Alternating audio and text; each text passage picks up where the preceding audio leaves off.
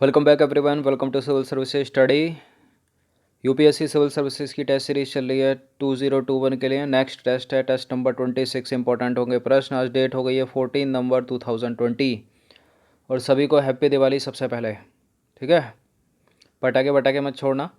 Air quality index वैसे भी ख़राब है भारत का। तो चलिए स्टार्ट करते हैं इस पूरी की पूरी टेस्ट सीरीज़ की प्लेलिस्ट बना रखी है हमने। वहाँ पर आप टेस्ट नंबर 1 से लेकर 26 तक पहुँच सकते हो और डिस्क्रिप्शन बॉक्स में उसका लिंक है। क्वेश्चन नंबर 1 पर आ जाइए। भारत का पहला चंदन संग्रहालय कहाँ स्थापित किया गया है? कहाँ स्थापित किया गया है भारत का पहला चंदन संग्रहालय? कर्नाटक के मैसूर में।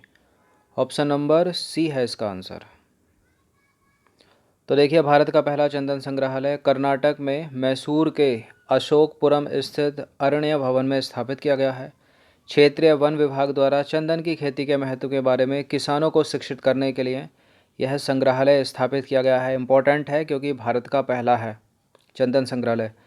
यह सरकार द्वारा चंदन उत्पादकों के लिए प्रदान की जाने वाली तकनीकी सहायता, पौधों की उपलब्धता, विपणन सुविधाओं, कीट नियंत्रण के उपायों, प्रोत्साहन और योजनाओं की जानकारी भी प्रदान करेगा। क्वेश्चन नंबर 2 पर आ जाइए। बढ़ते वायु प्रदूषण से निपटने के लिए प्रोजेक्ट एयर केयर का शुभारंभ कहाँ पर किया गया है? प्रोजेक्ट एयर केयर को कहाँ शुरू किया गया है? हरियाणा के गुरुग्राम में। ऑप्शन नंबर डी है इसका आंसर। तो देखिए, हरियाणा के मुख्यमंत्री मनोहर लाल खट्टर ने गुरुग्राम में बढ़ते वायु प्रदूषण से निपटने के लिए प्रोजेक्ट एयर केयर का शुभारंभ किया।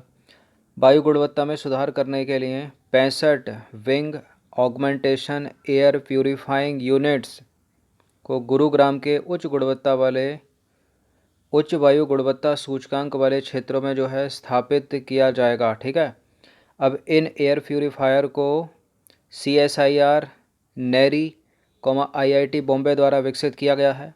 यह परियोजना Gurugram metropolitan development authority, consumer health care के बीच एक सार्वजनिक निजी भागीदारी के तहत शुरू की गई है।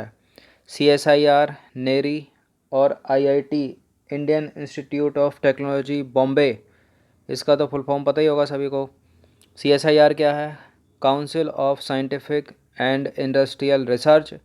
और नेरी है national environmental engineering research institute. क्या है? National environmental engineering research institute, Indian institute of technology Bombay. इन तीनों ने निम्नलिखित में से कौन सा या से हरियाणा के नृत्य हैं?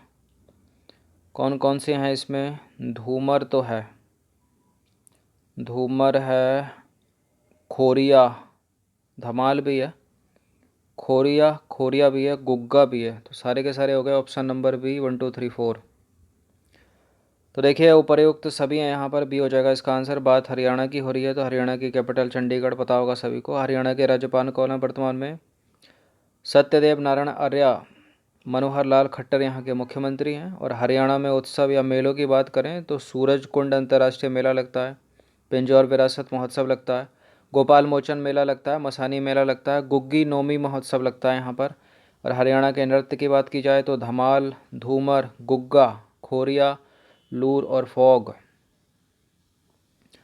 हाल ही में 13 नवंबर 2020 को राष्ट्रीय आयुर्वेद दिवस के अवसर पर प्रधानमंत्री द्वारा 2 नए आयुर्वेदिक संस्थानों का उद्घाटन किया गया है। कहाँ किया गया है ये? कहाँ किया गया है? गुजरात और राजस्थान में। कहाँ पर किया गया है? गुजरात और राजस्थान में। ऑप्शन नंबर बी है इसका आंसर। तो वर्ष 2016 से प्रत्येक वर्ष धन्वंतरी जयंती के दिन राष्ट्रीय आयुर्वेद दिवस मनाया जाता है। इस वर्ष 5वां राष्ट्रीय आयुर्वेद दिवस 13 नवंबर 2020 को मनाया गया, यानी कल। इस वर्ष का आयुर्वेद दिवस जो है कोविड-19 महामारी के प्रबंधन में आयुर्वेद की महत्वपूर्ण भूमिका पर केंद्रित था। इस अवसर पर भारतीय प्रधानमंत्री नरेंद्र मोदी ने 13 नवंबर को गुजरात और राजस्थान में बनाए गए 2 आयुर्वेद संस्थानों का उद्घाटन किया। कहाँ? गुजरात और राजस्थान में। गुजरात के जामनगर में आयुर्वेद शिक्षण और अनुसंधान संस्थान बनाया गया है और राजस्थान के जयपुर में राष्ट्रीय आयुर्वेद संस्थान बनाया गया है। नाम भी याद रखिए, गुजरात के जामनगर में आयुर्वेद शिक्षण और अनुसंधान संस्थान और राजस्थान के जयपुर में राष्ट्रीय आयुर्वेद संस्थान। ठीक है। निम्नलिखित में से कौन सी दशाएं केसर की कृषि के लिए आवश्यक हैं? केसर की खेती करनी है आपको, कौन कौन सी दशाएं होनी चाहिए इसके लिए? समुद्र तल से 2000 मीटर की ऊंचाई, गर्मियों में तापमान जो है 35 से 40 डिग्री सेल्सियस से अधिक ना हो, प्रतिवर्ष 100 से 150 सेंटीमीटर की औसत वर्षा। नीचे दिए गए कूट का प्रयोग करके सही उत्तर का चुनाव कीजिए। तो देखिए 35 से 40 डिग्री सेल्सियस से अधिक ना हो, बिल्कुल इससे अधिक तो किसी भी खेती के लिए खराबी है, गलत है। मतलब सही है दूसरा स्टेटमेंट। प्रतिवर्ष 100 से 150 सेंटीमीटर औसत वर्षा, यानी मिलीमीटर में देखा जाए तो 1000 से 1500 मिलीमीटर औसत वर्षा, ये भी सही है। हाँ, समुद्र तल से 2000 मीटर की ऊंचाई इतनी तो लगेगी केसर की खेती के लिए। किन किन राज्यों में होती है केसर की खेती, ये भी पता ही होगा आपको। डी है इसका आंसर, उपरोक्त सभी। तो देखिए केसर की कृषि के लिए आवश्यक दशाएं हैं। समुद्र तल से 2000 मीटर की ऊंचाई केसर की खेती के लिए अनुकूल होती है। कहाँ होगी ऐसी? जम्मू में, ठीक है, जम्मू कश्मीर हो गया, हिमाचल हो गया, उत्तराखंड के कुछ क्षेत्र हो गए, ठीक है, सिक्किम के क्षेत्र हो गए। तो मिट्टी की बात करें तो देखिए यह कई अलग अलग मृदा के प्रकारों में बढ़ सकती है या बढ़ती है केसर, लेकिन जिस मिट्टी में प्रचुर मात्रा में कैल्शियम कार्बोनेट होता है ना, और मिट्टी का पीएच 6 से 8 के बीच होता है, उसमें अच्छी तरह पनपती है ये। जलवायु की बात करें तो केसर की खेती के लिए एक स्पष्ट गर्मी और सर्दी वाली जलवायु की आवश्यकता होती है। अगर गर्मियों में इसकी जो तापमान होना चाहिए गर्मियों के मौसम में 35 या 40 डिग्री सेल्सियस से अधिक नहीं हो, और सर्दियों में जो है लगभग 15 डिग्री सेल्सियस हो, इससे कम ना हो, ठीक है। तो गर्मियों में 35 से 40 डिग्री से अधिक ना हो, और सर्दियों में लगभग 15 डिग्री सेल्सियस। वर्षा की बात करें तो इसके लिए पर्याप्त वर्षा की आवश्यकता होती है। प्रतिवर्ष 100 से 150 सेंटीमीटर वर्षा चाहिए। क्वेश्चन नंबर 6 पर आ जाइए। भारत ने किस पड़ोसी देश के साथ एयर बबल समझौता, एयर बबल एग्रीमेंट किया है? एयर बबल एग्रीमेंट इंडिया ने किसके साथ किया है? मालदीव के साथ किया है। ऑप्शन नंबर बी है इसका आंसर। तो प्रश्न इस तरह से पूछा जा सकता है, हाल ही में समाचारों में रहा एयर बबल एग्रीमेंट किससे संबंधित है या किन दो देशों के बीच है? तो भारत ने मालदीव के साथ मिलकर एयर बबल एग्रीमेंट पर हस्ताक्षर किए हैं। इस समझौते के तहत भारत और मालदीव के बीच अंतर्राष्ट्रीय उड़ानों की शुरुआत की जाएगी।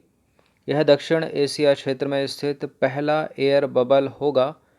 इस घोषणा के साथ दोनों देशों के बीच नियमित रूप से निर्धारित उड़ानें शुरू हो जाएंगी, जो दोनों देशों के पारंपरिक रूप से बेहतर संबंधों को और मजबूत बनाएगा। साथ ही यह एयर बबल मालदीव में पर्यटन के आगमन और राजस्व को बढ़ाने में भी मदद करेगा। बिल्कुल, हम भी जाएंगे। क्वेश्चन नंबर 7 पर आ जाइए। ओवर द टॉप प्लेटफॉर्म का संबंध निम्नलिखित में से किससे है? ओवर द टॉप प्लेटफॉर्म का संबंध निम्नलिखित में से किससे है, बताइए। ऑनलाइन ऑडियो वीडियो स्ट्रीमिंग सेवा से। किससे है? ऑनलाइन ऑडियो वीडियो स्ट्रीमिंग सेवा, ऑप्शन नंबर बी है इसका आंसर। तो ओटीटी सेवाओं का आशय ऐसे ऐप से है जिनका उपयोग जो है उपभोक्ताओं द्वारा इंटरनेट के माध्यम से किया जाता है। ओटीटी शब्द का प्रयोग आमतौर पर वीडियो ऑन डिमांड प्लेटफॉर्म के संबंध में किया जाता है, लेकिन ऑडियो स्ट्रीमिंग, मैसेज सर्विसेज और क्या इंटरनेट आधारित वॉइस कॉलिंग सॉल्यूशन के संदर्भ में भी इसका प्रयोग होता है, ठीक है। ये जो प्लेटफॉर्म है उपयोगकर्ताओं को व्यापक कंटेंट प्रदान करने के साथ साथ आर्टिफिशियल इंटेलिजेंस यानी कृत्रिम बुद्धिमत्ता का इस्तेमाल करते हुए उन्हें कंटेंट के संबंध में सुझाव भी प्रदान करते हैं। तो याद रखिएगा, सीधे सीधे ओवर द टॉप ओटीटी, ऐसा नहीं है कि भारत के सभी पहाड़ी राज्यों को एयर मतलब एक हवाई नेटवर्क से जोड़ना या नौसेना युद्ध है या अंतर सरकारी द्विपक्षीय समझौता है। ऑनलाइन ऑडियो वीडियो स्ट्रीमिंग सेवा से इसका संबंध है, ओवर द टॉप। अब देखिए, इन वीडियो स्ट्रीमिंग सेवा प्रदाताओं के अलावा कई बार दूरसंचार, एसएमएस या मल्टीमीडिया मैसेज भेजने से संबंधित सेवाएं उपलब्ध कराने वाले प्लेटफॉर्म को भी ओटीटी की परिभाषा में शामिल किया जाता है। निम्नलिखित में से किस राज्य में समुद्री क्लस्टर परियोजना शुरू करने की योजना बनाई जा रही है? समुद्री क्लस्टर परियोजना को शुरू करने की योजना कहाँ बनाई जा रही है? गुजरात में। तो समुद्री क्लस्टर किसी क्षेत्र में फर्मों, संस्थानों और व्यवसायों का एक समूह है जो भौगोलिक रूप से एक दूसरे के निकट स्थित होते हैं। ठीक है। गुजरात सरकार की nodal agency Gujarat maritime board अपनी सहायक company Gujarat ports infrastructure and development company limited के माध्यम से राज्य की राजधानी गांधीनगर में इस तरह के क्लस्टर को विकसित करने की योजना जो है वो बना रही है। तो गुजरात याद रखना। क्वेश्चन नंबर 9 है, भारत आसियान संबंधों से रिलेटेड कुछ स्टेटमेंट है यहाँ पर और बताना कि इनमें से कौन सा करेक्ट है। पहला स्टेटमेंट है, भारत वर्ष 1992 में कब वर्ष 1992 में आसियान का क्षेत्रीय भागीदार बना था। क्षेत्रीय भागीदार की बात हो रही है, सदस्य की नहीं। हाल ही में 17वां आसियान भारत शिखर सम्मेलन आभासी रूप से वियतनाम की अध्यक्षता में आयोजित किया गया है क्या? बिल्कुल करेक्ट है, दोनों के दोनों स्टेटमेंट सी है इसका आंसर। तो देखिए, आसियान के साथ भारत का संबंध हमारी विदेश नीति की एक प्रमुख आधारशिला के रूप में उभरा है, जिसका विकास 1990 के दशक की शुरुआत में भारत द्वारा प्रारंभ लुक ईस्ट पॉलिसी से माना जा सकता है। ठीक है। वर्ष 1992 में भारत को आसियान का क्षेत्रीय भागीदार या जिसको कह सकते हैं सेक्टर पार्टनर तथा 1996 में एक डायलॉग पार्टनर बनाया गया। दोनों डेट याद रखिए, 1992 में भारत को आसियान का क्षेत्रीय भागीदार और 1996 को एक डायलॉग पार्टनर बनाया गया। आसियान भारत द्वारा वर्ष 2021 से 25 के लिए आसियान भारत कार्य योजना को अपनाया गया है और हाल ही में 17वां आसियान भारत शिखर सम्मेलन आभासी रूप से वियतनाम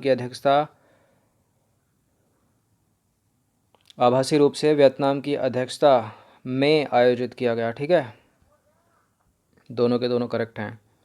अंतिम प्रश्न की तरफ अग्रसर होते हैं। बाजार अर्थव्यवस्था से रिलेटेड कुछ स्टेटमेंट है यहाँ पर, बताना कि इनमें से कौन सा करेक्ट है। देखिए, किसी अर्थव्यवस्था में विस्तार की अवधि और मंदी की अवधि स्थितियाँ एक साथ मिलकर व्यापक चक्र का निर्माण करती हैं। जब किसी देश की अर्थव्यवस्था में लगातार किन्हीं दो तिमाहियों में संकुचन देखने को मिलता है तो उसे तकनीकी मंदी की स्थिति कहा जाता है क्या? बिल्कुल ये करेक्ट है, दोनों के दोनों स्टेटमेंट सी है इसका आंसर। तो देखिए, किसी अर्थव्यवस्था में विस्तार की अवधि और मंदी की अवधि वाली स्थितियां एक साथ मिलकर व्यापक चक्र का निर्माण करती हैं। तो करेक्ट है पहला स्टेटमेंट। किसी भी अर्थव्यवस्था में जब वस्तुओं और सेवाओं का समग्र उत्पादन, जिसे आमतौर पर जीडीपी के रूप में मापा जाता है, एक तिमाही से दूसरी तिमाही तक बढ़ता है तो इसे अर्थव्यवस्था के विस्तार की अवधि कहा जाता है। ठीक है। देखिए, वहीं इसके विपरीत जब वस्तुओं और सेवाओं का समग्र उत्पादन एक तिमाही से दूसरी तिमाही में घटता है या कम हो जाता है तो इसे अर्थव्यवस्था में मंदी की अवधि या रिसेशनरी फेज कहा जाता है। ठीक है, समझ में आ गई बात। जब किसी देश की अर्थव्यवस्था में लगातार दो तिमाहियों तक संकुचन देखने को मिलता है तो उसे तकनीकी मंदी कहा जाता है। ठीक है, तो करेक्ट हो गए ना दोनों के दोनों स्टेटमेंट। तो 10 प्रश्न थे, अच्छे से इनका प्रैक्टिस करके एक बार रिवीजन कर लेना। इस पूरी की पूरी टेस्ट सीरीज़ की प्लेलिस्ट का लिंक आपको डिस्क्रिप्शन बॉक्स में मिल जाएगा। आप सब्सक्राइब कर सकते हो चैनल को और लेटेस्ट वीडियो नोटिफिकेशन पाने के लिए बेल आइकन को प्रेस रखिएगा। धन्यवाद।